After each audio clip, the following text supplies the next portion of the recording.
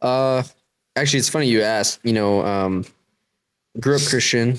Mm. Christian sort of like after school program that I would go to. I saw it as a chore. My teenage guy that didn't want to do anything rejected, the church and all that sort of thing. I still every once in a while feel like I would talk to God, like in my worst moments, I would pray to him, but in the past 6 months, I actually started going back to a church. It was kind of a big thing for me was the labels with certain religions and stuff. I always, my dad says it best is like he wants to have his own like relationship with God, and that's regardless of the camps or the groups or the politics of like the different religions and stuff. I respect people, in every religion, of course, and stuff. I feel like there's a lot of amazing people in every denomination, but me for now, just getting back into the church, I go to this one right near me. It's non-denominational, and it's really helped me a lot. And I don't know, I'm kind of getting back on that roadmap and that journey to start to ask those kinds of questions and stuff.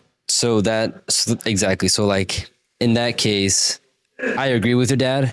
Like this whole like politics, denominations, all that stuff. Like, trust me, I don't get it. Like we're all serving the same God. Like we're all praying to the same person. Yeah. Whether you believe this, whether you believe that, blah, blah, blah, blah, you can get into the deep end of it. And it's like, whatever, but at the end of the day, like what matters is exactly what your dad said. Like, what's your relationship with God? Like where's your faith at? Right. Like if that's why I say like spirituality is kind of like, because you're not putting your faith in anything but yourself. And that's where it can be a little tricky, because if you think you are the highest thing that there is, when you come up short, what else is there? Where are you asking for help? You can't ask yourself for help, right? Because you're the one that's messing up. And then that's when you find yourself asking like, I need guidance. I need help here. Please take away this. Please take away that. And who are you talking to at that point? Right? Yeah, exactly. So that's why I say it gets a little tricky. I'm not the best person to talk about that, but I do agree with your dad. What matters at the end of the day, regardless if you call yourself a Christian, a Catholic, whatever it is, XYZ, what truly matters is what is your relationship. And you don't necessarily have to go to church in order to make that relationship strong or not. What matters is like, what do you do behind closed doors, right? Like at your worst moments. Yeah. Because I mean, at your worst moments, it's very easily like whenever you get backed up into a corner, you're going to ask for help, right? Yeah. But what do you do when you're high up? Yeah. When you're like succeeding, when the business is going great, when your relationship is going great, when you're the happiest there is, like that part tests where your faith actually is, right? Tyler talks about that spiritual discipline of praying every day, no matter what. And and saying thanks, in Augusta Nation, we talk a lot about giving more than you take. Same thing. Be more thankful than give more thanks than how much you ask in return. You know what I mean? Yeah, that makes sense. Yeah. That's really powerful, man. You kind of got me thinking. So can we kind of dive into the religion thing? Sure. Yeah. Bit? Can I ask you, are you religious? So I have the same issue you do. So my family didn't really grow up involved with the church.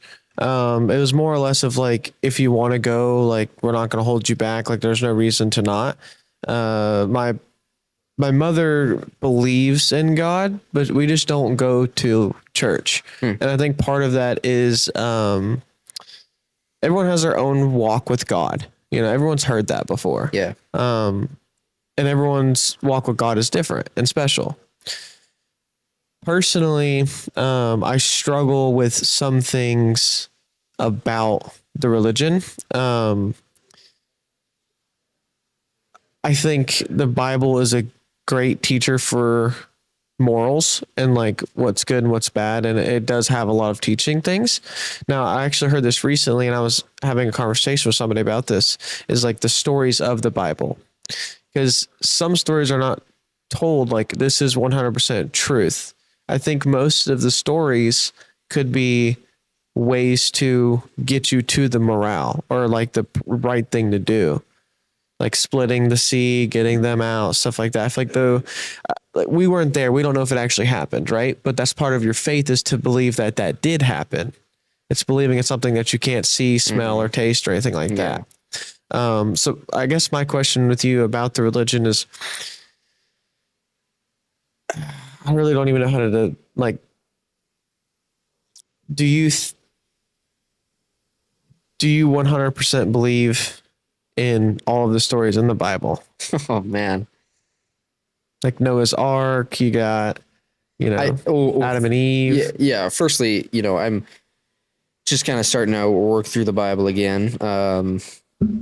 Just finished cause like as a kid, like, yeah, they do sections on the Bible and workshops and stuff, but I wasn't there mentally for that. So, yeah, I'm familiar with like some parts of Genesis and Adam and Eve and Sodom and Gomorrah.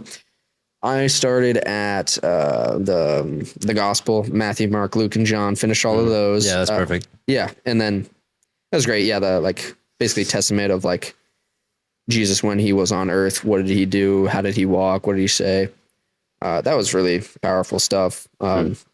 And from there, moving on to Acts. So I'm on Acts right now, basically just getting started. And then guys I'm talking to at church, they're kind of guiding me in the direction. They say go wherever in the Bible, but they kind of said start with the gospel, maybe go to Acts and then Romans. So that's where I'm going to start to go. So I'll really kind of take it slow and digest it and stuff. And yeah, as far as like believe the stories, I kind of can't help but believe them when I'm reading it. I don't know how to describe why. Definitely when I was outside of the church, outside the Bible, I didn't embrace it all. Like, no way I believed it. Now I don't know. I don't know how much of it is like me having the actual faith versus me just like the osmosis of like them saying it's true. So I think it's true. I really don't know. I wish I had a better answer to that, but yeah, I'm just like, I don't know. It's really cool to ask those questions, have these sorts of conversations. Yeah. But I really do like, even though I'm not fully I guess 100% believer, but like, what is a 100% believer? Right. I like having these conversations with other people, is because you have a different perspective and everyone has a different walk with God. yeah, Like my cousin is very religious, and he's one person that I go to when I have questions about the Bible. And it started with him because, like, I think me and you both had a similar struggle with someone in our close life committing suicide. And part of that is very hard on me, and I'm sure it was hard on you as well. And that kind of brought me back into, if there's a chance that it is real, why wouldn't I give it a shot in believing? It's worth more to me to believe in it than it is to, possibly go to hell. yeah, at the very least, yeah. So just questions about the Bible that I always struggled with was the stories. And like you said, when I do read the Bible, I do feel that they are true, but then I kind of like second guess it. I'm like, well, like, I know technically Noah built the ark and did everything for the flood and stuff like that. And he did it because he had a higher power speaking to him. You know what I'm saying? But like, did they really build a big enough boat to put two of everything on there? Right. Why'd we keep mosquitoes? Like, just funny things like that. But like, I struggle with some of the stories about the Bible. But the things that I take away from religion is, for one, I'm blanking, but you're a slave to the lender. That's one thing that I take big. So, like borrowing money, you're always slave, so you're not free. You don't have any freedom because you have to make that payment, like stuff like that. So I see debt. They talk about debt in the Bible. They also talk about a husband that follows his wife, or not follows, a husband that listens to his wife will have a great future. Right. So like, I take those things out of the Bible and transpire them into my life. So why wouldn't I believe? Absolutely. You know? Yeah. If anything, it's just great morals and values to live by. That's for sure. Yeah, and like when it comes to like for both of you, when it comes to all those little details, especially in the Old Testament, there's a reason why there's an Old Testament, there's a New Testament, right? There's things in the Old Testament that would not run in today's society simply because back in the day everything was way different. Yeah. That's why there's a New Testament. The whole reason why the Old Testament is still a thing is because that's when you could say God was most active. When it comes to like prophets and all these people that would talk, free the Israelite, whatever, free all these people, whether those stories are real or not, what it's meant to portray is that God was there the whole time throughout the whole thing. And no matter how hard he tried with his people, it still wasn't enough. That's what the Old Testament is really, right? Whether you get with whether Noah's Ark was big enough, whether insects, whatever, unicorns, whatever you want to say, like all that does not really matter. As like, think about it in landscaping terms. Think about it like when you're cutting grass. When you're cutting grass, like the customer's not telling you like, hey, this is my type of grass. Make sure you use this mower, right? Like they're not telling you. They're just telling you cut the grass, right? For like just put it in layman's terms, the whole point of the Bible, if you want to take religion or if you whatever, it's simply a step-by-step guidance, especially the New Testament, step-by-step guide on how you live your life, how to protect yourself from harm, from the outside, from other people, from yourself, and essentially how to be a good person, right? The Old Testament gives proof of how bad a people can be, how much a God can love you. And the New Testament is proof of what that love entails and how hard that love can be.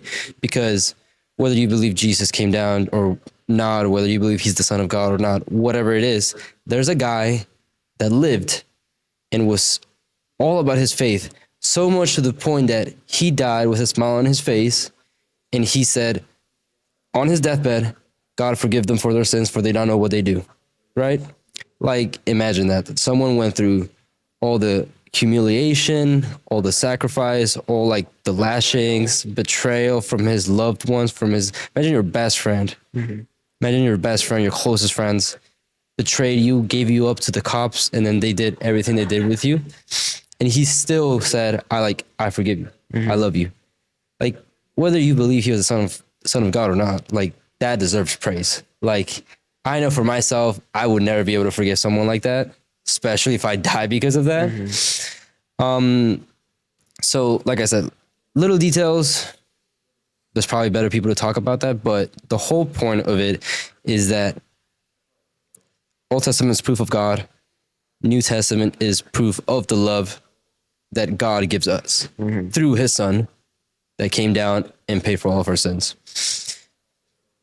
Yeah, that's pretty amazing, man. It's super powerful. Both of you have really powerful stories about your relationship and your faith with God. I really do admire it. Like I said, I'm just basically just starting from square one, like learning all this stuff again, and it's really refreshing to hear it from you. I've been staying in this hotel with Tyler, so he's been talking to me a lot about stuff like that too. And Yeah. it's just amazing. Thank you so much for watching that clip. Somewhere in this screen is going to be the full episode, so go watch that. And if you like it, then you should definitely join the newsletter. It's going to be a full breakdown every single Monday of the episode. It has the key takeaways, the lessons, and how to apply them, plus a little golden gym nugget for all you guys that are on your fitness and health journey. Plus, you get the media list. It's 5 podcasts and 5 books that have genuinely changed the way that I operate and think. Don't forget to like, comment, subscribe. You guys rock. Thank you very much. All the links down below, and see you next time.